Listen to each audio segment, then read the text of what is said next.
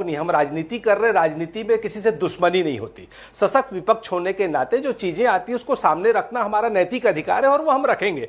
रही बात वो बच्ची से दुश्मन कर्म के, तो उसके सुप्रीम कोर्ट की रूलिंग है, वो बहुत जल्द हम उसका खुलासा करेंगे। मैं उस पर नहीं, देखिए सवाल तब उठते हैं जब एक तरफ प्रदेश में हसदेव के जंगल कट रहे हैं और आप मां के नाम पर झाड़ लगाने का ढकोसला करते हैं। दूसरी तरफ क्या होता है, हमने अपनी फ्रंट लाइन को झीरम में खोया है। देखिए झीरम की घटना के पहले आपको याद होगा आदित्य जी, आप ग्राउंड रिपोर्टिंग पिछले 20 सालों से कर रहे हैं। जब देवभोग से आ रहा था हमारा काफिला नंद कुमार पटेल जी का, तो मैनपुर के पास उनके ऊपर हमला हुआ था।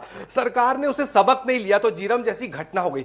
तो आज भी जो घटनाएं हो रही हैं, चाहे वो रायगढ़ की घटना हो, बिलासपुर की हो, भिलाई की, देखिए रिकेश सेन जी स्वयं एक जनप्रतिनिधि हैं। अगर उनके ऊपर भी कोई गुंडागर्दी होगी तो मैं उसकी भी निंदा करूंगा, बहुत जिम्मेदारी से कह रहा हूं। तो एक उप मुख्यमंत्री जो जिसके ऊपर Z+ की सुरक्षा देने का जो काम है वो राज्य सरकार का है, उसके गृह क्षेत्र में उसके घर से चंद कदम में कुछ युवाओं के द्वारा, अति उत्साहित युवाओं के द्वारा इस तरह गाड़ी रोक के दादागिरी की जाती है।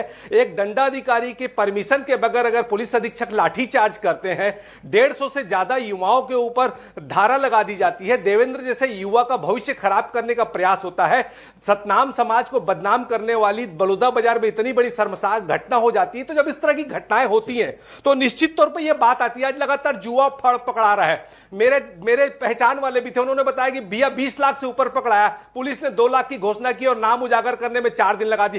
कल कोंडागांव में एक बड़ा जुआ फड़ पकड़ाया जिसमें 60 लाख से ज्यादा रुपया पैसा पकड़ाया। आज तक पुलिस ने वहां FIR भी नहीं की और नाम भी उजागर नहीं किए। राजनांदगांव में भी एक जुआ फड़ पकड़ाया। हसदेव के जंगल के साथ, जुआ फड़ के साथ इस तरह की अपराध की घटनाएं लगातार बढ़ रही हैं। एक्चुअल में मैं आपको आदित्य जी अंतिम बात कह के अपनी बात समाप्त करूंगा। असल में भारतीय जनता पार्टी में स्थिति यह हो गई है कि मुख्यमंत्री कौन है कोई समझ नहीं पा रहा। सीनियर लोग बैठे हुए बाहर, जूनियर लोग बन गए मंत्री, सुपर सीएम भी बन गई है, 4 सीएम बन गए हैं। चौधरी जी अलग सीएम है, विजय शर्मा जी अलग है, विष्णुदेव जी को समझ में नहीं आ रहा कि करे क्या।